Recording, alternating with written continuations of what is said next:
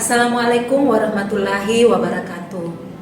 Perkenalkan, saya Dwi Nurhandayani, dosen program studi Administrasi Publik, Fakultas Ilmu Sosial dan Ilmu Politik, Universitas Tanjung Pura. Pada video pembelajaran kali ini, saya akan membawakan mata kuliah Teori Administrasi Publik melalui pendekatan DIA, yaitu Delivery, Interaction, dan Assessment. Adapun asesmen di sini dapat berupa tanya jawab, diskusi, pemberian tugas makalah atau laporan, baik secara individu maupun kelompok. Bobot SKS mata kuliah Teori Administrasi Publik adalah 3 SKS. Deskripsi mata kuliah Teori Administrasi Publik adalah mata kuliah ini merupakan dasar untuk memahami lebih lanjut teori dan konsep-konsep yang dipelajari dalam disiplin ilmu administrasi publik.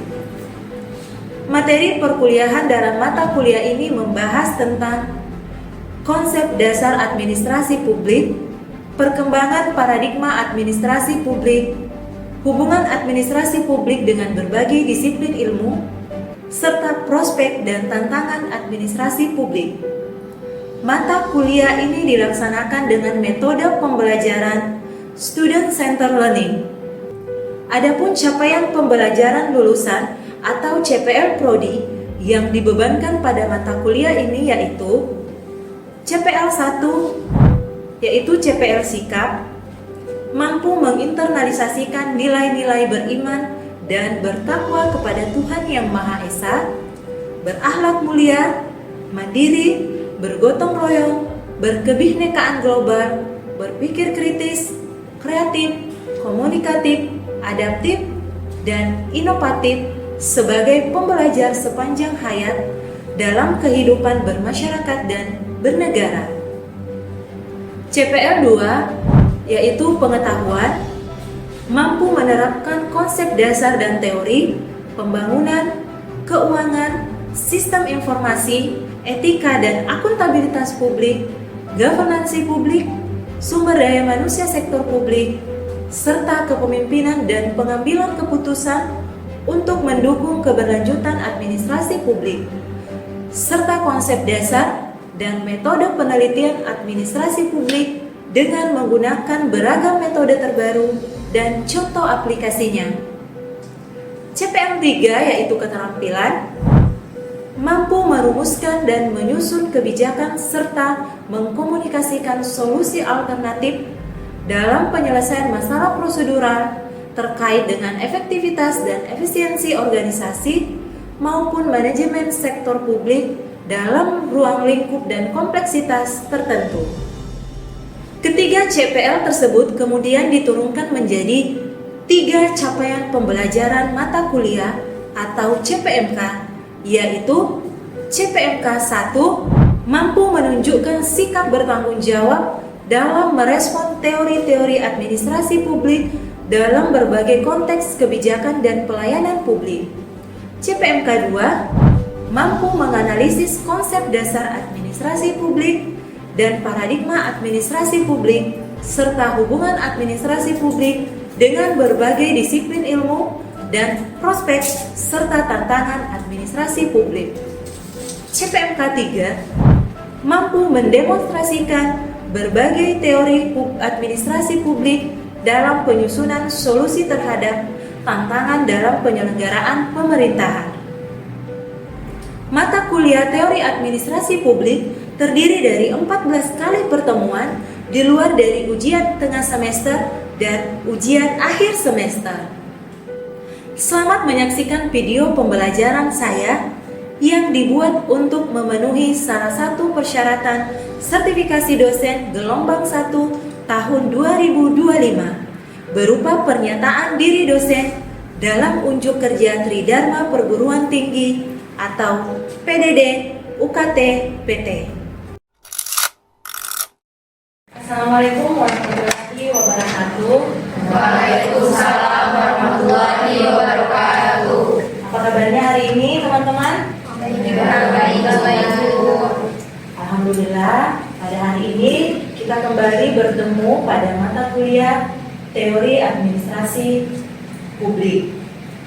Sebelum kita memulai pelajaran kita pada hari ini, ada baiknya kita berdoa terlebih dahulu menurut agama dan kepercayaan masing-masing. Berdoa dimulai. Selesai. Pada hari ini, tepatnya di pertemuan kedua, kita akan membahas materi tentang perkembangan paradigma administrasi publik.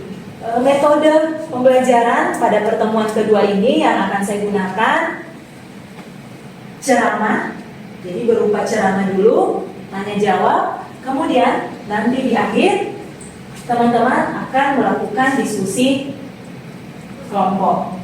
Adapun tujuan akhir pembelajaran yang ingin dicapai pada pertemuan kedua hari ini ada dua, yaitu satu, mahasiswa mampu menjelaskan perkembangan paradigma administrasi publik. Kemudian yang kedua, mahasiswa mampu menganalisis relevansi pemikiran tokoh administrasi publik dengan kondisi saat ini. Terus ini ada referensi ya untuk mata kuliah teori administrasi publik. Ini ada referensi buat teman-teman. Saya tampilkan. Jadi silakan boleh teman-teman mencari referensi tersebut secara mandiri. Oke, kita masuk pada materi perkuliahan. Perkembangan paradigma administrasi publik. Paradigma itu apa teman-teman? Sudut pandang. Selain sudut pandang, apa lagi? Tidak, Bu. Ya, tidak, silakan. Paradigma itu cara pandang seseorang terhadap fenomena tertentu. Cara pandang seseorang terhadap fenomena tertentu. Jadi paradigma itu adalah cara pandang yang fundamental yang berisikan nilai-nilai tertentu. Ada teori pokok, ada konsep, asumsi, metodologi, atau cara pendekatan yang dapat digunakan untuk pengembangan ilmu atau pemecahan masalah praktis. Masuk ke paradigma yang pertama dalam teori administrasi publik. Ada yang tahu enggak ini siapa? Ini, Bu. Yuni. Ya. Silakan maju ke depan Yuni. Jadi ini adalah Bapak Nicholas Henry yang menyampaikan tentang paradigma administrasi publik. Ada berapa paradigma yang disampaikan Yuni? Menurut Bapak Nicholas Henry ada 5. Yang pertama yaitu dikotomi administrasi publik, yang kedua prinsip-prinsip administrasi publik, yang ketiga administrasi publik sebagai ilmu politik, yang keempat administrasi publik sebagai ilmu administrasi publik, yang kelima administrasi publik sebagai administrasi publik. Oke, terima kasih Yuni. Tepuk tangan untuk Yuni. Selamat tidur Yuni. Jadi tokoh ini adalah Nicholas Henry. Jadi Nicholas Henry mengemukakan 5 paradigma tentang administrasi publik seperti tadi yang disampaikan oleh temannya Yuni. Paradigma yang pertama adalah dikotomi politik administrasi. Nicholas Henry dalam paradigmanya yang pertama mengatakan bahwa politik dan administrasi itu harus dipisahkan karena berada pada ranah yang berbeda. Terus prinsip-prinsip administrasi. Di prinsip-prinsip administrasi ini ya, memandang administrasi itu sebagai ilmu yang memiliki karakteristik yang universal. Artinya apa teman-teman? Apa? Betul, menyeluruh. Jadi administrasi itu boleh diterapkan dalam tatanan administrasi manapun tanpa memperhatikan lingkungan, budaya, fungsi fungsi, misi, ya, struktur tatanan organisasi tersebut. Karena yang terpenting di paradigma kedua ini adalah prinsip-prinsip yang terkandung di dalam administrasi itu bisa diterapkan. Kemudian administrasi publik sebagai ilmu politik. Di paradigma ketiga, administrasi publik kembali kepada eksistensinya, yaitu kembali pada bagian dari ilmu politik. Kemudian masuk di prinsip keempat, administrasi publik sebagai ilmu administrasi publik. Di prinsip keempat ini, yang penting itu adalah fokus. Lokus tidak menjadi penting. Terus prinsip kelima, administrasi publik sebagai administrasi publik. Kemudian yang kedua, ada yang tahu nggak? Silakan sini maju ke depan. Jadi ini jodoh tulisan dalam paradigmanya itu ada 5. Yang pertama itu birokrasi klasik, yang kedua birokrasi non klasik, lalu yang ketiga kelembagaan, yang keempat hubungan antar manusia, serta yang kelima itu pilihan publik. Oke, fokus dulu di sini. Jadi tokoh yang kedua ini adalah Frederickson. Frederickson mengemukakan 5 prinsip administrasi atau 5 paradigma dalam administrasi publik. Kemudian paradigma dari Mustafa Dijajah ada 4. Yang pertama ada struktur fungsional, fokus pada desain dan fungsi organisasi. Kemudian prinsip yang kedua, perilaku, fokus pada dimensi kemanusiaan dalam organisasi dan manajemen. Kemudian prinsip yang ketiga, sistemik, fokus pada pendekatan menyeluruh. Sistemik kan menyeluruh, gitu ya, terpadu, ya, dimensi-dimensi administrasi secara dinamik berinteraksi dengan lingkungan internal dan eksternal. Prinsip yang ketiga, sistemik, menyeluruh, berarti menggabungkan antara prinsip struktur fungsional dan perilaku. Kemudian prinsip yang keempat, kebijakan publik. Fokus pada seluruh proses kebijakan publik. Karena yang namanya organisasi pemerintah itu tidak akan pernah lepas dari yang namanya proses kebijakan publik. Karena memang kata Prof. Nugroho hanya ada 2 tugas pemerintah, ya, 2 tugas utama, yaitu membuat kebijakan publik dan memberikan pelayanan publik. Kemudian ada konsep dari David Osborne dan Gebler dengan konsep reinventing government. Ada 10 prinsip-prinsip dalam pelayanan publik menurut konsep Osborne dan Gebler. Jadi konsep reinventing government ini sekaligus dijadikan oleh pemerintah Amerika Serikat sebagai proyek perbaikan administrasi publik dalam hal pelayanan publik di Amerika Serikat. Jadi proyek reinventing government ini menjadi proyek perbaikan, ya, pelayanan publik di Amerika Serikat untuk mengembalikan kepercayaan. Betul sekali. Untuk mengembalikan kepercayaan, trust publik masyarakat kepada pemerintah Amerika Serikat, khususnya dalam hal pelayanan publik. Nah, proyek itu diambil sama dengan judul buku yang ditulis oleh David Osborne dan Ted Gebler, Reinventing Government. Jadi ada 10 kata Osborne dan Gebler untuk memperbaiki kinerja pelayanan publik itu ada 10 prinsip-prinsip yang harus diterapkan. Yang pertama adalah pemerintahan katalis. Pemerintah di sini harus menjadi katalisator, hanya mengendalikan, bukan rowing, bukan mengayuh. Kemudian pemerintahan milik masyarakat, karena pemerintahan itu adalah milik masyarakat, bukan milik segelintir orang, bukan milik birokrat.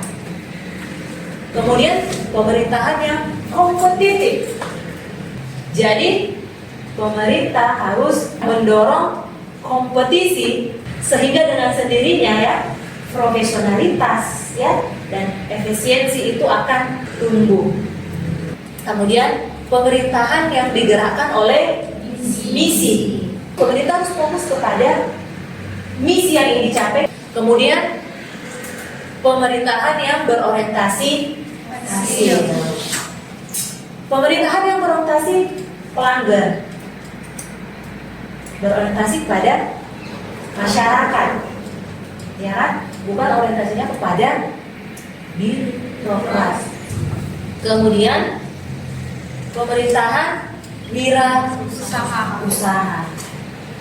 Pemerintahan antisipatif, mencegah lebih baik daripada mengobati. Kemudian pemerintahan desentralisasi. Jadi mengubah kewenangan ya yang tadinya secara hierarkis itu diberikan kepada organisasi-organisasi yang ada di level bawah ya, organisasi pelaksana termasuk masyarakat. Kemudian yang terakhir, pemerintahan berorientasi pasar. Pemerintah harus cepat di sini teman-teman. Apa yang dibutuhkan oleh masyarakat dalam arti ini pasar, ya kan? Itu yang harus diberikan oleh pemerintah. Kemudian konsepsi basic birokrasi, memangkas birokrasi dari David Osborne dan Peter Plasky. Bahwa untuk memperbaiki birokrasi itu harus ada 5 prinsip yang diterapkan.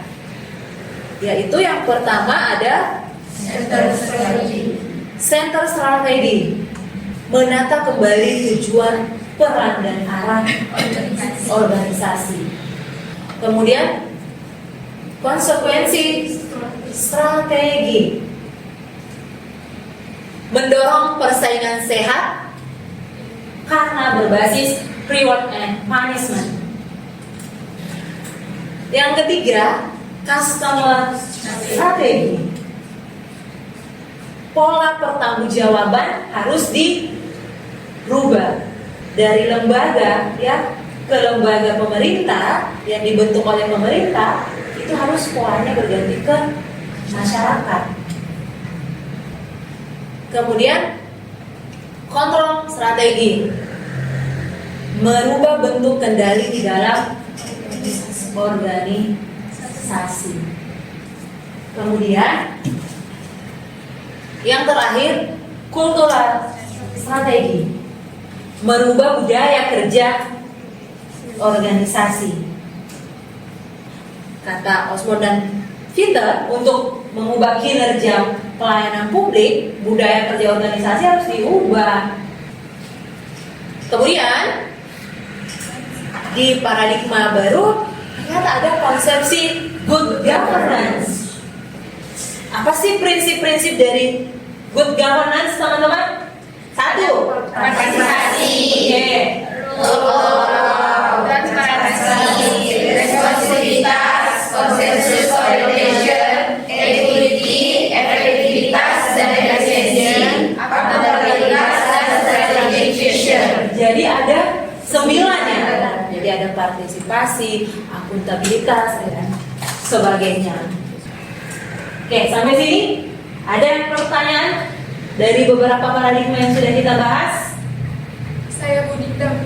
Dinda, silakan Dinda. Saya ingin bertanya, apa yang dimaksud dengan mewirausahakan birokrasi dan mengapa birokrasi perlu diwirausahakan berdasarkan konsepsi David Osborne dan Ted Gebler? Mewirausahakan birokrasi itu teman-teman adalah proses menjadikan birokrasi lebih inovatif, efisien, berorientasi pelanggan. Tujuannya agar birokrasi itu tidak kaku, ya, lebih responsif, ya, lebih fleksibel terhadap kebutuhan masyarakat. Sekaligus birokrasi dapat menciptakan nilai tambah dalam pelayanan publik. Baik, untuk selanjutnya, kalau ini hanya gambaran secara singkat ya perjalanan dari paradigma all public administration, ya, new public management, new public service, new public governance. Dengan tadi tokoh-tokohnya ada Woodrow Wilson ya, di birokrasi klasiknya Frederickson gitu kan, ada David Osborne di new public management. Karena tadi orientasinya di sini adalah profit oriented gitu. Ada new public service, orientasinya adalah warga negara, citizen. Kemudian masuk ke new public governance. Jadi ini perjalanan singkat gitu yang saya gambarkan tentang paradigma administrasi publik. Gitu. Oke, untuk selanjutnya teman-teman saya berikan waktu 10 menit. Silakan secara berkelompok membahas tugas di atas, yaitu tentang menganalisis relevansi pemikiran tokoh-tokoh klasik hingga modern dalam administrasi publik terhadap kondisi birokrasi saat ini. Silakan berkelompok, bagi menjadi 3 kelompok saja. Saya beri waktu sekitar 10 menit.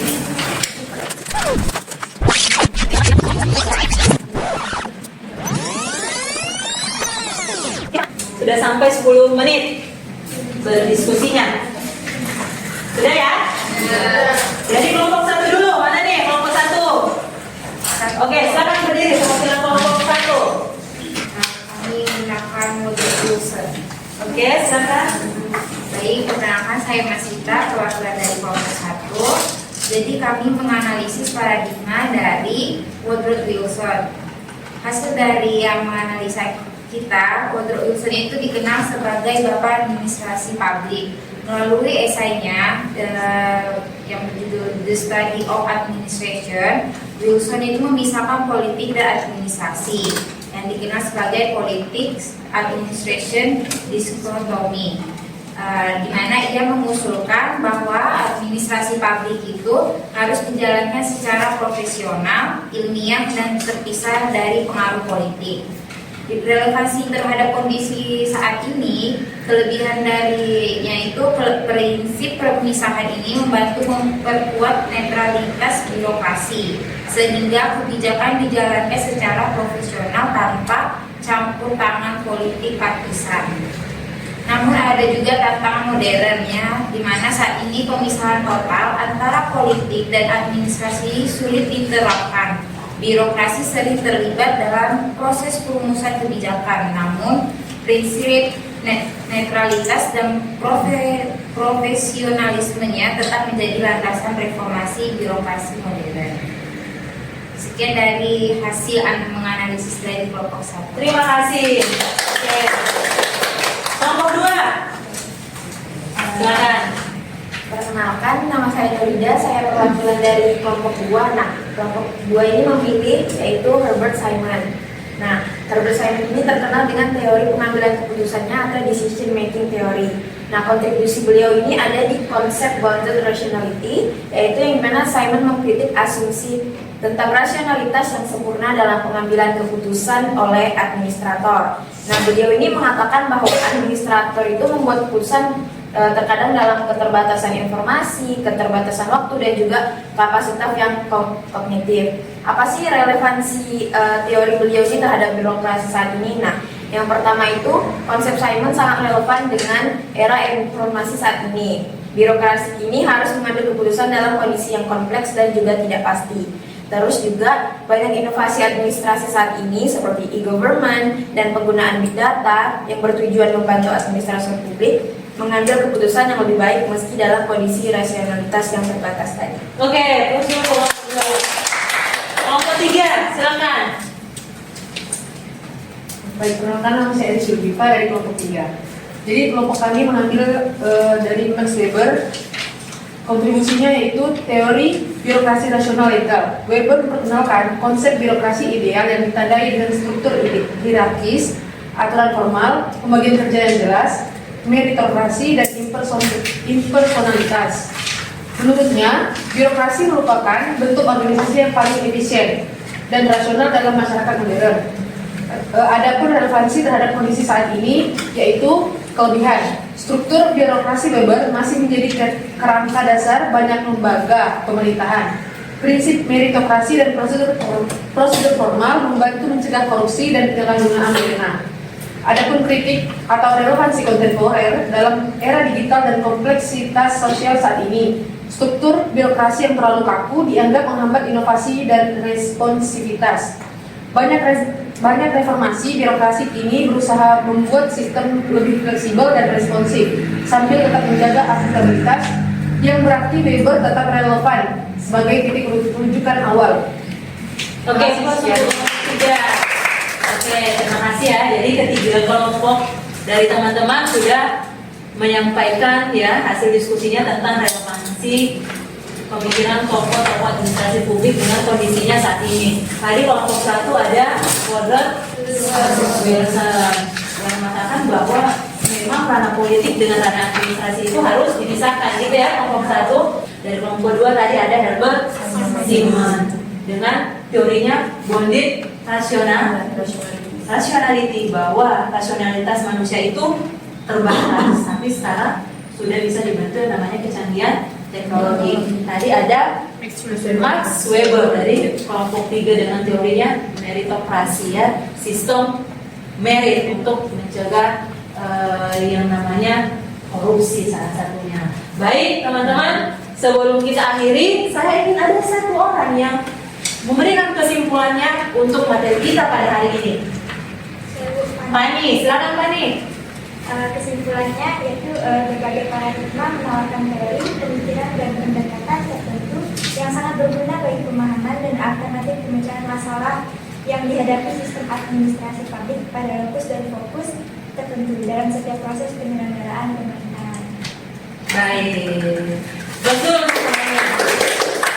Baik teman-teman ya, yang bisa kita simpulkan pada hari ini seperti yang disampaikan oleh temannya Pani tadi ya, bahwa yang namanya ilmu pengetahuan apalagi termasuk ilmu administrasi publik akan selalu mengalami yang namanya perkembangan paradigma ya. Teori-teori baru akan selalu terus bermunculan dengan harapannya bahwa teori-teori tersebut ya kan diharapkan bisa menjadi solusi alternatif bagi permasalahan-permasalahan praktis yang dihadapi oleh administrasi publik agar jalannya pemerintahan itu bisa tetap terlaksana secara efisien dan efektif dalam mencapai tujuannya. Jadi seperti itu teman-teman ya, kita akhiri pertemuan kita pada hari ini. Cukup sekian, terima kasih atas semangat teman-teman pada hari ini. Sampai jumpa di pertemuan ketiga pada minggu depan. Terima kasih. Wassalamualaikum warahmatullahi wabarakatuh. Waalaikumsalam.